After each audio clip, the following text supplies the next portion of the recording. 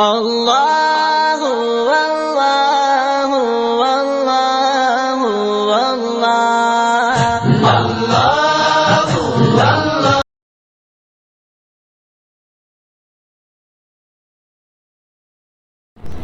بسم الله الرحمن الرحيم. الحمد لله رب العالمين. الصلاة والسلام على سيد الأنبياء والمرسلين.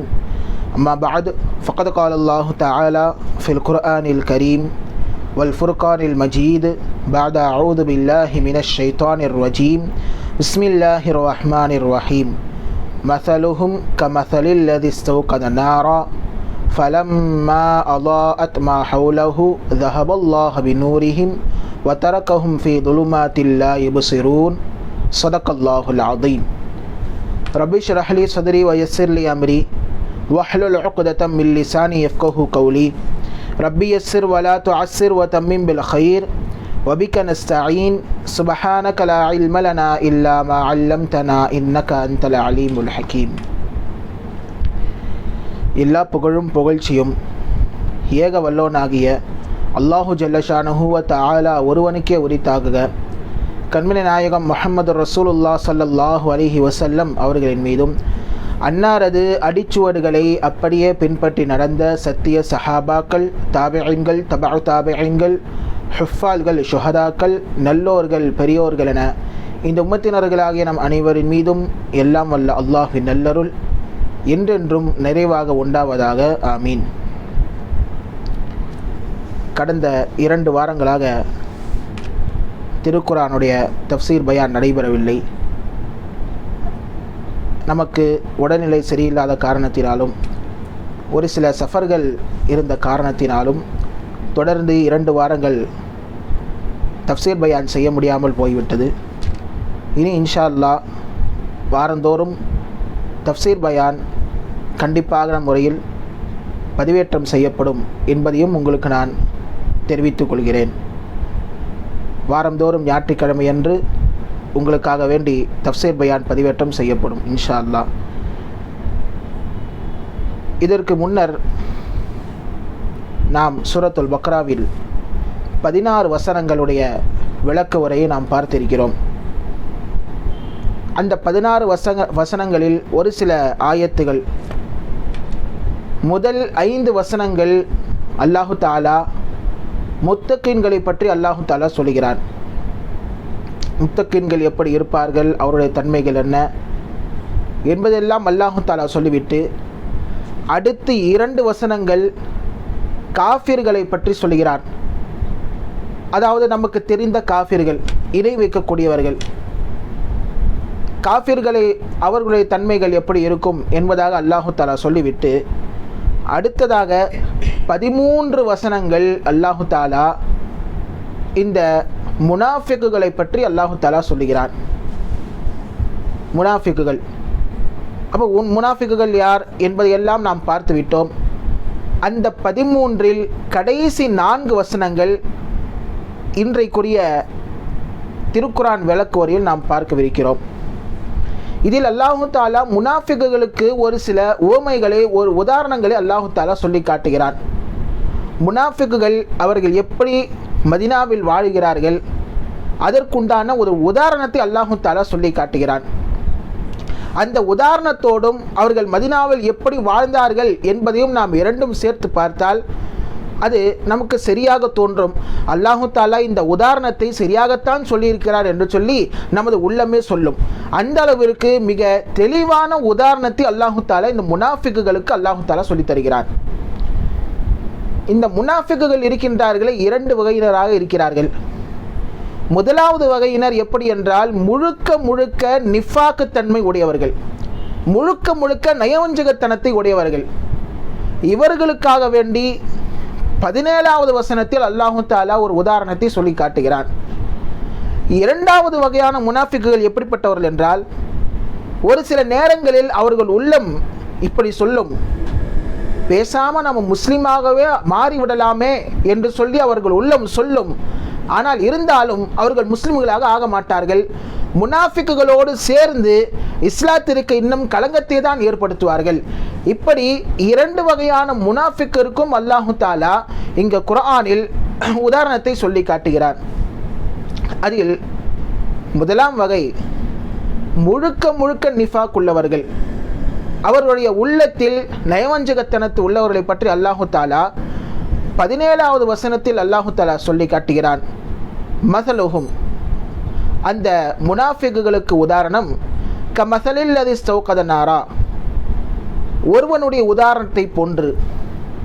அவன் எத்தேகன் என்றால் இஸ்தௌகத நாரா, இருளில் நடந்து கொண்டிருக்கிறான். நடந்து கொண்டிருக்கும் பொழுது அவன் ஒரு நெருப்பை பற்ற வைக்கிறான், ஒரு தீப்பந்தத்தை அவன் பற்ற வைக்கிறான். ஃபலம்மா அல்லாஅத் மா ஹவுலஹு, அந்த நெருப்பினுடைய அந்த வெளிச்சம் இருக்கின்றதே, அந்த வெளிச்சம் அவனையும் சுற்றி கொள்கிறது, அவன் சுற்றுமுள்ள மற்றுமுள்ள அனைத்து புறங்களையும் சுற்றி கொள்கிறது. ஆனால் இப்படி சுற்றி கொண்டிருக்க அந்த நேரத்தில் தஹபல்லாஹு பி நூரிஹிம், அல்லாஹு தாலா அந்த நெருப்பை அணைத்து விட்டால் என்ன ஆகிவிடும்? அவர்கள் இருளில் மூழ்கி விடுவார்கள். அப்போ வதரக்கஹும் ஃபீ துலுமாத்தில் லா யுப்சிரூன், அல்லாஹு தாலா அவர்களை இருளிலே மூழ்கடித்து விடுவான். லா யுப்சிரூன், அவர்கள் அந்த இருளில் அந்த பாதையை தெளிவாக பார்க்க முடியாது என்பதாக அல்லாஹு தாலா 17வது வசனத்தில் முதல் வகையான முனாஃபிக்கிற்கு, எப்படிப்பட்ட முனாஃபிக்குகள் முழுக்க முழுக்க தங்கள் உள்ளத்தில் நயவஞ்சகத்தனத்தை வைத்திருக்கிறார்களே, அப்படிப்பட்ட முனாஃபிக்குகளுக்கு அல்லாஹு தாலா ஒரு உதாரணத்தை அல்லாஹு தாலா சொல்லி காட்டுகிறான். கண்ணியத்திற்குரியவர்களே, அப்போ இந்த உதாரணம் நாம் இங்கே சற்று சிந்தித்து பார்க்க வேண்டும். இங்கே இந்த உதாரணத்தில் அல்லாஹு தாலா ஒரு மனிதன் என்று அல்லாஹு தாலா சொல்கிறான். மனிதன் என்றால் முனாஃபிக். இரண்டாவதாக இஸ்ஸௌகத நாரா, நெருப்பை அவன் பற்ற வைக்கிறான். அந்த நெருப்பு அவனுக்கும் வெளிச்சம் தருகிறது, சுற்றுமுள்ள அனைத்து பொருள்களுக்கும் அனைத்து மனிதர்களுக்கும் வெளிச்சம் தருகிறது. அந்த நெருப்பு என்பது வேறு எதுவும் கிடையாது, இந்த இஸ்லாமிய மார்க்கம். இந்த இஸ்லாமிய மார்க்கத்தை அவன் வாயால் ஏற்றிருக்கிறான், ஆனால் உள்ளத்தால் அவன் ஏற்றுக்கொண்டிருக்கவில்லை. எனவே வாயால் மொழிந்ததின் காரணமாக அவனுக்கு ஒரு சில பயன்கள் இந்த உலகில் வேண்டுமானால் கிடைக்கும். உதாரணமாக, அவன் இஸ்லாத்தை ஏற்றுக்கொண்டதின் காரணத்தினால், வெறும் வாய் வழியாக அவன் கலிமா சொன்னதின் காரணத்தினால் அவனுடைய உயிர் இவ்வுலகில் பாதுகாக்கப்படும். இரண்டாவதாக, முஸ்லிம்களுக்கு கிடைக்கக்கூடிய அந்த கனிமத்து பொருட்களில் இவர்களுக்கும் அந்த பங்கு கிடைக்கும். எனவே அந்த இஸ்லாம் என்ற அந்த ஒளியை வைத்துக்கொண்டு அவர்கள் இந்த உலகில் வேண்டுமானால் தப்பித்துக் கொள்ளலாம். ஆனால் அல்லாஹு தாலா அந்த இஸ்லாம் என்ற ஜோதியை அவர்களிடத்தில் போக்கி இருளில் அவர்களை வைத்துவிட்டால் அவர்கள் எதையும் பார்க்க முடியாது என்பதாக அல்லாஹு தாலா இங்கே சொல்லி காட்டுகிறான். ஆக இங்கே ஒளி இருப்பதால் அவர்கள் இந்த உலகிற்கு பாதுகாப்பு கிடைக்கிறது. அந்த ஒளி என்பது இல்லை என்று சொன்னால் அவர்களுக்கு எந்த விதமான பாதுகாப்பும் கிடையாது என்பதாக அல்லாஹு தாலா திருக்குரானுடைய வசனத்தில் சொல்கிறான். ஒருவேளை அந்த இஸ்லாம் என்ற நூரை, இஸ்லாம் என்ற அந்த ஜோதியை, இஸ்லாம் என்ற நெருப்பை அவர்கள் விட்டுவிட்டால் அவர்களுக்கு இவ்வுலகிலேயே சரி அதாபுன் அலீம், வேதனை தரக்கூடிய, நோவினை தரக்கூடிய வேதனை இருக்கிறது என்பதாகவும் அல்லாஹு தாலா இங்கே சொல்லி காட்டுகிறான். ஆக முதல் வகை முனாஃபிக்குகளுக்கு ஒரு உதாரணம் என்னவென்றால் இதுதான். முழுக்க முழுக்க நயவஞ்சகத்தனத்தை உடையவர்களுக்கு அல்லாஹு தாலா இப்படிதான் உதாரணத்தை சொல்லி காட்டுகிறான். அவர்கள் இஸ்லாம் என்ற நூரை பிடித்திருக்கிறார்கள், அதை விட்டு அவர்கள் இந்த உலகில் பயன் பெற்றுக் கொள்கிறார்கள். ஆனால் அல்லாஹு தாலா அந்த ஜோதியை அணைத்து விடுகிறான். அணைத்து விடுவதன் காரணமாக அவர்களுக்கு நோய்வினை தரக்கூடிய வேதனை இருக்கிறது என்பதாகவும் இங்கே அல்லாஹு தாலா சொல்லி காட்டுகிறான். அடுத்ததாக, இங்கே மனிதர்கள் 3 விதமான கருவிகளை கொண்டு பயனடைவார்கள். 3 விதமான கருவிகள். என்னென்ன 3 விதமான கருவிகள்? முதலாவதாக காது, இரண்டாவது கண்கள், மூன்றாவது வாய். இந்த 3 விதமான விஷயங்களை கொண்டு மனிதர்கள் பயனடைவார்கள். ஆனால் இந்த முனாஃபிக்குகள் இருக்கின்றார்களே, இந்த 3 விதமான விஷயங்களிலிருந்தும் அவர்கள் பயன்பெற மாட்டார்கள். அதனால் அல்லாஹு தாலா சொல்லுகிறான், சும்முன் புக்குமுன் உம்யுன் ஃபஹும் லா யர்ஜிஊன்.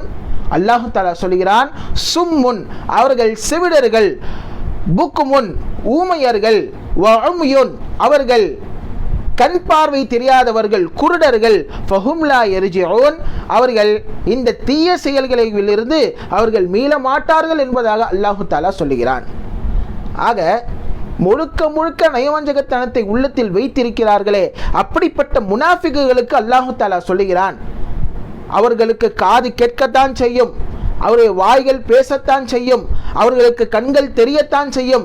என்னதான் கண்கள் தெரிந்தாலும் காதுகள் கேட்டாலும் அல்லது வாய் பேசினாலும் அவர்கள் சும்முன் செவிடர்கள், புக்குமுன் ஊமையர்கள், உம்யுன் குருடர்கள் என்பதாக அல்லாஹு தஆலா சொல்லி காட்டுகிறான். ஏனென்றால் அவர்கள் இதை வைத்துக்கொண்டு அவர்கள் நேர்வழி பெறாமல் அவர்கள் தீய செயல்களே செய்து கொண்டிருக்கிறார்கள்.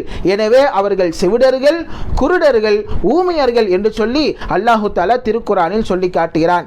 ஆக இந்த பொருட்களை வைத்து அவர்கள் ஈமான் கொள்ளாமல் நேர்வழி பெறாமல் அவர்கள் வழிகேட்டிலே தான் சென்று கொண்டிருக்கிறார்கள் என்பதாகவும் அல்லாஹு தஆலா இங்கே அவர்களுக்கு ஒரு உதாரணத்தை சொல்லி காட்டுகிறான். இரண்டாவது வகையான முனாஃபிக்குகள் யார் என்றால், ஒரு சில நேரங்களில் அவர்கள் உள்ளத்தில் இஸ்லாத்தை ஏற்க வேண்டும் என்று சொல்லி வந்தாலும் அவர்கள் முழுக்க முழுக்க நிஃபாக்கின் பக்கம்தான் சாய்ந்திருப்பார்கள். இப்படிப்பட்ட முனாஃபிக்குகளுக்கு அல்லாஹு தஆலா 19வது வசனத்தில் உதாரணத்தை சொல்லி காட்டுகிறான். அவு கஸய்யிபின் மினஸ் ஸமா ஃபீஹி ظுலுமாத்துன் வ ரஅதுன் வ பர்க், அல்லது அவர்கள் வானிலிருந்து பொழியும் மழையில் அகப்பட்டவர்கள் போன்று அதில் 3 வகை இருட்டுகளும் இடியும் மின்னலும் இருக்கின்றன.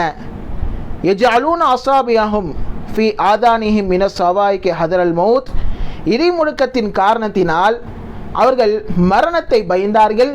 அந்த மரணத்தை பயந்ததின் காரணத்தினால் தங்கள் விரல்களை எல்லாம் காதுகளில் ஆக்கிக் கொள்கிறார்கள். வல்லாஹு முஹைத்தும் பில் காஃபிரின், அல்லாஹு தஆலாவோ நிராகரித்து கொண்டிருப்போரை சூழ்ந்து கொண்டு அறிந்து கொண்டிருக்கிறான் என்பதாக அல்லாஹு தஆலா இந்த 19வது வசனத்தில் இரண்டாவது வகையான முனாஃபிக்குகளுக்கு ஒரு உதாரணத்தை அல்லாஹு தஆலா சொல்லி காட்டுகிறான். அவு கஸய்யிபி மினஸ் ஸமா ஃபீஹி ظுலுமாத்துன் வ ரஅதுன் வ பர்க், அதாவது வானில் என்ன செய்கிறது, மழை பொழிந்து கொண்டிருக்கிறது, மழை நன்றாக பொழிந்து கொண்டிருக்கிறது. இந்த மழை ஒரு இருட்டு, அடுத்து இரவு என்பது ஒரு இருட்டு, மூன்றாவதாக அந்த பாதையில் அவன் சென்று கொண்டிருக்கிறான். அந்த சென்று கொண்டிருக்கும் பொழுது அவனுக்கு உள்ள அந்த நெருப்பு என்பது அடைந்து விட்டது. அந்த நெருப்பு அணைந்து விட்டதால் மூன்றாவதாக ஒரு இருட்டும் வந்துவிட்டது. இப்படி 3 வகையான இருட்டுகளில் ஒரு மனிதன் என்ன செய்கிறான், ஒரு முனாஃபிக் என்ன செய்கிறான், நடந்து சென்று கொண்டிருக்கும் பொழுது வானிலிருந்து மழை பெய்கிறது ஒரு இருட்டு, இரண்டாவதாக வானில் அதாவது பொதுவாக இரவாகவே இருக்கின்றது அது ஒரு இருட்டு, மூன்றாவதாக அவன் வைத்திருக்கக்கூடிய அந்த நெருப்பும் அணைந்து விட்டது. 3 வகையான இருட்டில் அவன் சூழ்ந்து கொண்டிருக்கிறான். இப்படி சூழ்ந்து கொண்டிருக்கும் பொழுது ரஅதுன் வ பர்க், இடி மின்னல் அடிக்கிறது. இந்த இடி மின்னலின் காரணமாக அந்த முனாஃபிக் என்ன செய்கிறான் என்று சொன்னால், யஜஅலூன அஸாபியஹும் ஃபீ ஆதானிஹிம் மினஸ் ஸவாயிகி ஹதரல் மௌத், மௌத்தை பயந்ததின் காரணமாக, எங்கே அந்த இடியும் மின்னலும் எனக்கு மௌத்தை தந்து விடுமோ என்ற அந்த ஒரு பயத்தின் காரணமாக தங்களது விரல்களை எடுத்து காதுகளில் வைத்துக் கொள்கிறார்கள். அல்லாஹு தாலா சொல்கிறான், வல்லாஹு முஹைத்தும் பில் காஃபிரின், அல்லாஹு தாலா காஃபிர்களை சூழ்ந்து அறியக்கூடியவனாக இருக்கிறான், நிராகரிப்பவர்களை சூழ்ந்து அறியக்கூடியவனாக இருக்கிறான் என்பதாக அல்லாஹு தாலா திருக்குர்ஆனுடைய 19வது வசனத்தில் அல்லாஹு தாலா சொல்லித் தருகிறான். ஆக இந்த உதாரணத்தில் அல்லாஹு தாலா மழை பொழிகிறது என்று அல்லாஹ் சொல்லுகிறான். மழை என்பது எதற்காக வேண்டி இந்த உதாரணத்தை பயன்படுத்துகிறான் என்று சொன்னால், திருக்குர்ஆனில் மூலியமாக இந்த பூமி என்பது செழிப்பாகும். எப்படி மழை மூலியமாக இந்த பூமி செழிப்பாகிறதோ, திருக்குர்ஆன் மூலியமாக இந்த மனிதர்களுடைய உள்ளங்கள் என்பது செழிப்பாகும். எனவே அல்லாஹு தாலா மழையை இங்கே சொல்லி காட்டுகிறான்.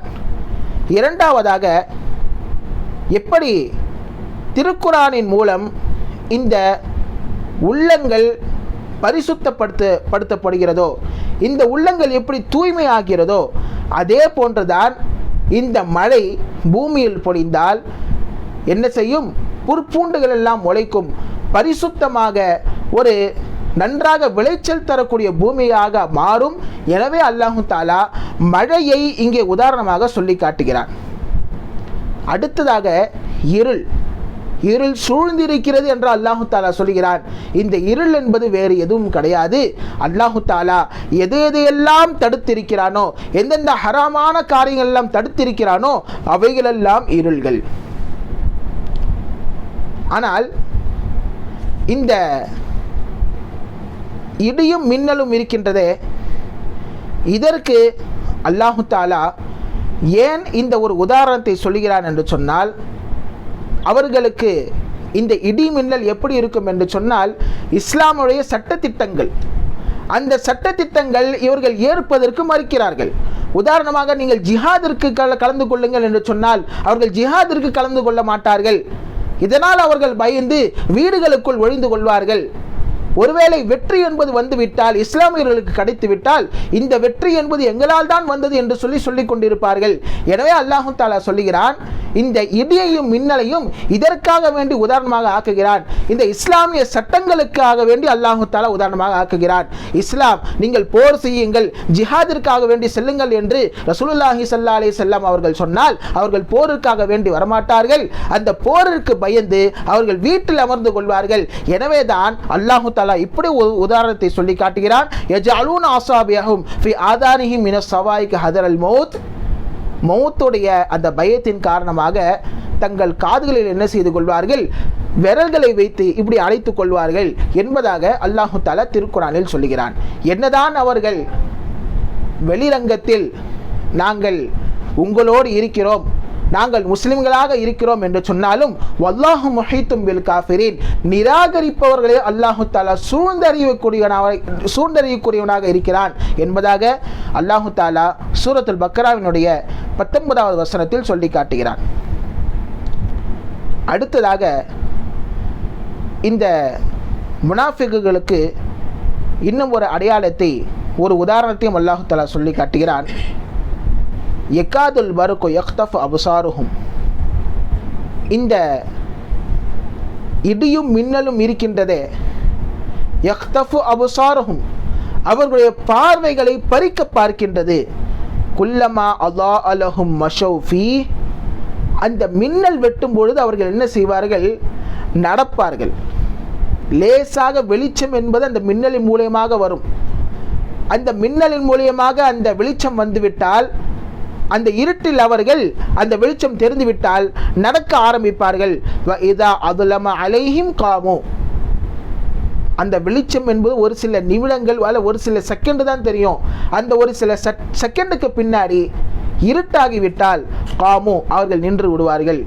வலௌஷா அல்லாஹு லதஹப பிஸமஇஹிம் வ அப்சாரிஹிம். அல்லாஹு தஆலா நாடி இருந்தால் அவருடைய செவிகளையும் அவருடைய பார்வைகளையும் பறித்திருக்கலாம். இன்னல்லாஹ அலா குல்லி ஷைஇன் கதீர். நிச்சயமாக அல்லாஹு தஆலா தான் நாடிய அனைத்தையும் அவன் செய்யக்கூடியவன். இன்னல்லாஹ அலா குல்லி ஷைஇன் கதீர். அல்லாஹ் சகல வஸ்துக்களின் மீதும் ஆற்றல் மிக்கவனாக இருக்கிறான் என்பதாக திருக்குரானுடைய 20வது வசனத்தில் அல்லாஹு தஆலா சொல்லி காட்டுகிறான். அப்போ அல்லாஹு தஆலா இங்கே என்ன சொல்ல வருகிறான் என்றால், அல்லாஹ் நாடி இருந்தால் இந்த உலகத்திலேயே அவர்களுக்கு தண்டனையை கொடுத்திருக்கலாம். ஆனால் அல்லாஹ் அப்படி செய்யவில்லை. இதற்கெல்லாம் சேர்த்து உங்களுக்கு மறுமையில் இருக்கிறது என்பதாக இங்கே அல்லாஹு தஆலா நமக்கு இங்கே சொல்லி காட்டுகிறான். ஆக முனாஃபிக்குகளுக்கு நாளை கியாமத்தில் மிக பயங்கரமான வேதனைகள் இருக்கின்றன என்பது திருக்குரானுடைய கூற்றாக இருக்கின்றது.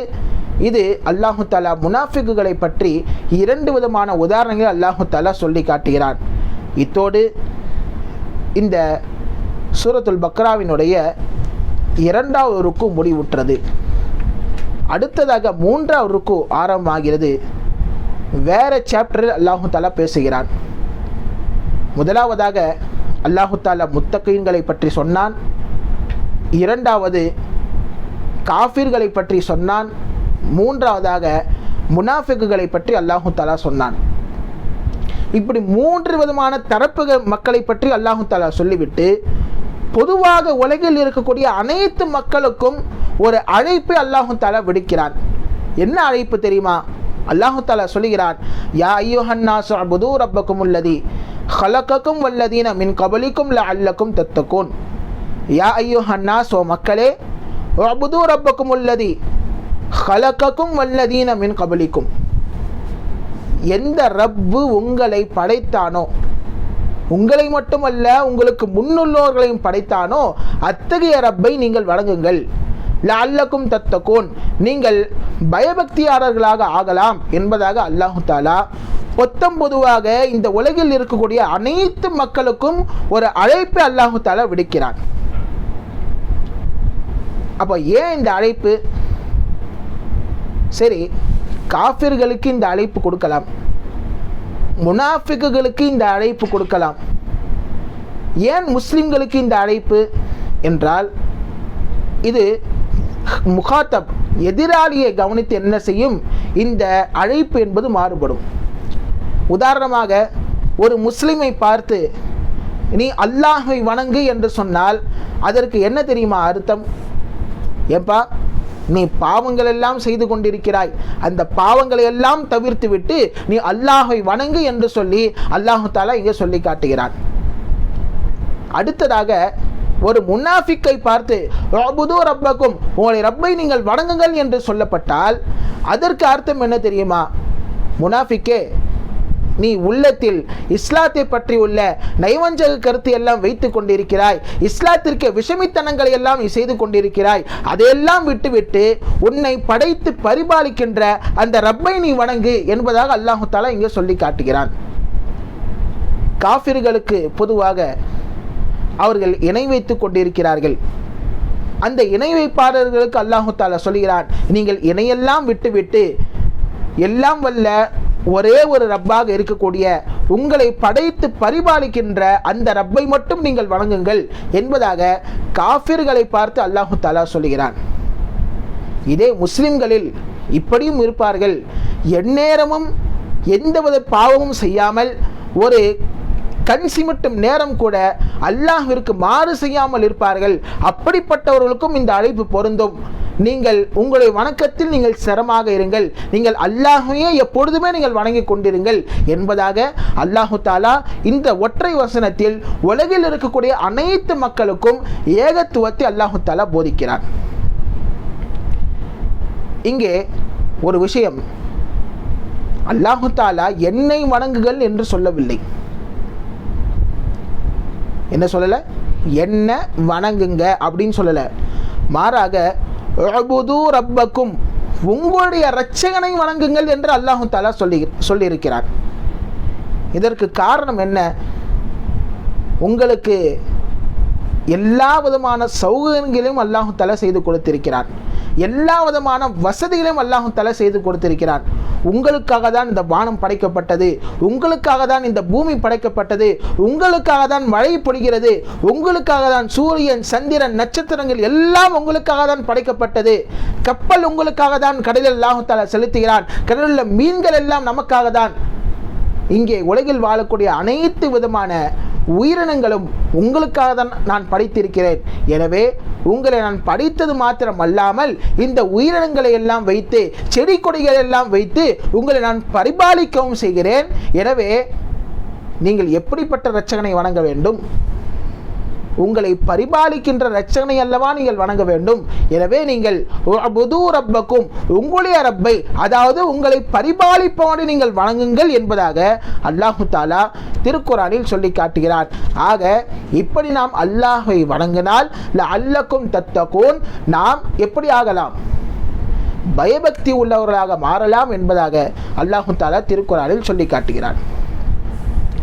அடுத்ததாக சூரத்துல் பக்கராவினுடைய 22வது வசனம், அல்லதி ஜஅல லக்குமுல் அர்த ஃபிராஷன் வஸ்ஸமாஅ பினாஅன் வஅன்ஸல மினஸ் ஸமாஇ மாஅன் ஃபஅக்ரஜ பிஹி மினஸ் ஸமராத்தி ரிஸ்கன் லக்கும் ஃபலா தஜஅலு லில்லாஹி அந்தாதன் வஅன்தும் தஅலமூன். அல்லாஹ் தஆலா நமக்கு கொடுத்திருக்கிற அருட்கொடைகளை இங்கே சொல்லி காட்டுகிறான். அல்லாஹ் தஆலா எப்படிப்பட்டவன் தெரியுமா? ஜஅலலக்குமுல் அர்த ஃபிராஷவ், இந்த பூமியை உங்களுக்கு விரிப்பாக ஆக்கி தந்திருக்கிறான். வஸ்ஸமா பினாஅவ், வானம் இருக்கின்றதே அந்த வானை உங்களுக்கு ஒரு முகலாக அல்லாஹ் தஆலா ஆக்கி தந்திருக்கிறான். வஅன்ஸல மினஸ் ஸமாஇ மாஅன், அந்த வானத்திலிருந்து உங்களுக்கு மழையை பொழிவிக்கிறான். ஃபஅக்ரஜ பிஹி மினஸ் ஸமராத்தி ரிஸ்கல் லக்கும், அது மட்டுமல்ல இந்த பூமியிலிருந்து பழ வர்க்கங்களை காய்கறிகளை உங்களுக்கு அல்லாஹ் தஆலா வெளியாக்குகிறான். ஃபலா தஜஅலூ லில்லாஹி அந்தாத வ அன்தும் தஅலமூன், எனவே நீங்கள் அல்லாஹ்விற்கு இணையாக வேறு எதையும் நீங்கள் ஆக்காதீர்கள். வ அன்தும் தஅலமூன், நீங்களோ அறிந்திருக்கக்கூடிய நிலையில், அதாவது உங்களை படைத்து பரிபாலிப்பவன் அல்லாஹ் தான் என்று அறிந்திருக்கக்கூடிய நிலையில் என்ன செய்ய வேண்டாம், நீங்கள் அல்லாஹ்விற்கு வேறு யாரையும் நீங்கள் இணையாக்காதீர்கள் என்பதாக அல்லாஹ் தஆலா திருக்குர்ஆனில் சொல்லி காட்டுகிறான். ஆக இங்கே அல்லாஹ் தஆலா நமக்கு செய்து கொடுத்த சௌகரியத்தையும் வசதிகளையும் சொல்லி நீங்கள் என்னை வணங்க வேண்டும் என்று அல்லாஹ் தஆலா சொல்லி காட்டுகிறான். இங்கே ஒரு சின்ன விளக்கம். அல்லாஹ் தஆலா சொல்லுகிறான், ஜஅலலக்குமுல் அர்த ஃபிராஷன், அதாவது பூமியை அல்லாஹ் தஆலா நமக்கு விரிப்பாக ஆக்கி தந்திருக்கிறான் என்பதாக அல்லாஹ் தஆலா குர்ஆனில் சொல்லுகிறான். உண்மையில் பூமி நமக்கு விரிப்பாகத்தான் ஆக்கப்பட்டிருக்கிறது. காரணம் என்ன தெரியுமா? விரிப்பு ஃப்ளாட்டாக இருந்தாலும் நம்ம அமர முடியும், உட்கார முடியும், பொருளை வைக்க முடியும், எல்லாம் செய்ய முடியும். இதே இந்த பூமி விரிப்பாக இல்லாமல் வேறு ஏதாவது ஒரு கோணத்தில் இருந்தால் என்ன செய்ய முடியாது? இந்த பூமியில் நாம் அமர முடியாது, இந்த பூமியில் சரியான கட்டிடத்தை நாம் கட்ட முடியாது. ஆனால் இங்கே அல்லாஹ் தஆலா என்ன சொல்லவில்லை? பூமி தட்டை என்று அல்லாஹ் தஆலா சொல்லவில்லை. அதற்கு மாறாக நமக்கு விரிப்பாக ஆக்கி தந்திருக்கிறான் என்பதாக தான் சொல்லியிருக்கிறானே தவிர பூமியை என்ன செய்யலை, அல்லாஹ் தஆலா தட்டையாக ஆக்கவில்லை. நன்றாக இங்கே நாம் புரிந்து கொள்ள வேண்டும். பூமி என்பது தட்டை அல்ல. நம்ம பார்வைக்கு இந்த பூமி விரிப்பை போன்று தட்டையாக அல்லாஹ் தஆலா ஆக்கி வைத்திருக்கிறான். அதனால் தான் குர்ஆன் இந்த வாசகத்தை சொல்கிறது, ஜஅலலக்குமுல் அர்த, உங்களுக்கு நான் ஆக்கி தந்திருக்கிறேன். உங்களுடைய பார்வைக்கு இந்த பூமி எப்படி இருக்கிறது? விரிப்பாக இருக்கிறதே தவிர அசலில் இந்த பூமி என்பது விரிப்பானது அல்ல, தட்டையானது அல்ல. இது ஒரு உருண்டை என்று சொல்லி திருக்குர்ஆன் சொல்லி காட்டுகிறது. எப்படி சொல்லுகிறது? பூமி உருண்டை என்பது எப்படி சொல்லுகிறது என்று சொன்னால், இது அல்லாத 2 இடங்களில் அல்லாஹ் தஆலா சொல்லி காட்டுகிறான் குர்ஆனில். யுகவ்விருல் லைல அலன் நஹார் வ யுகவ்விருன் நஹார அலல் லைல். அல்லாஹ் தஆலா சொல்லி காட்டுகிறான், பகலை இரவை பகலின் மீது அல்லாஹ் தஆலா நுழைய வைக்கிறான், பகலை இரவின் மீது அல்லாஹ் தஆலா நுழைய வைக்கிறான் என்று அல்லாஹ் தஆலா சொல்கிறான். யுகவ்விரு என்ற அந்த வாசகம் இருக்கிறதே, அது கௌருல் அமாமா, தலைப்பாகையை கட்டுவது என்ற அந்த ஒரு பதத்திலிருந்து எடுக்கப்பட்டது அரபியில். அப்போ தலைப்பாகை கட்டணும்னா தலை எப்படி இருந்தால் கட்ட முடியும்? தலை ரவுண்டாக இருந்தால் தானே கட்ட முடியும். தட்டையான தலையில் என்ன செய்ய முடியாது? நாம் தலைப்பாகையை கட்ட முடியாது. அதனால் அல்லாஹ் தஆலா சொல்லுகிறான், இந்த பூமி என்பது என்னது? உருண்டையானது. நுழையுதல் என்பது அப்பொழுதுதான் நுழைய முடியும்.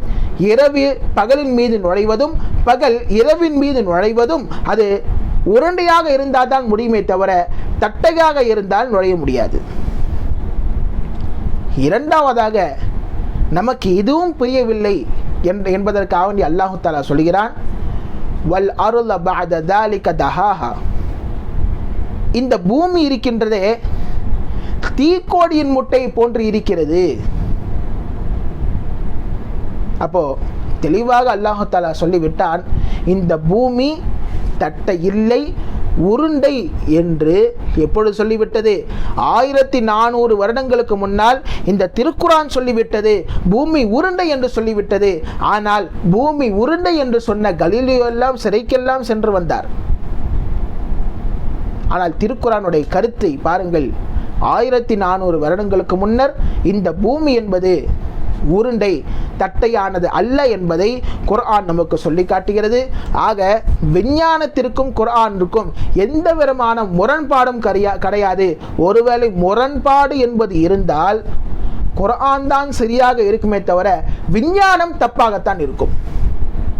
அவன் இன்னும் ஆராய்ச்சி செய்ய வேண்டும். ஆராய்ச்சி செய்து அவன் குர்ஆனுக்கு ஒப்பான கருத்தை கொண்டு வந்தால் மட்டும்தான் விஞ்ஞானம் சரியாக இருக்குமே தவிர ஒரு காலம் குர்ஆன் தவறு என்று சொல்ல முடியாது. குர்ஆன் தான் 100% சரியாக இருக்கும்.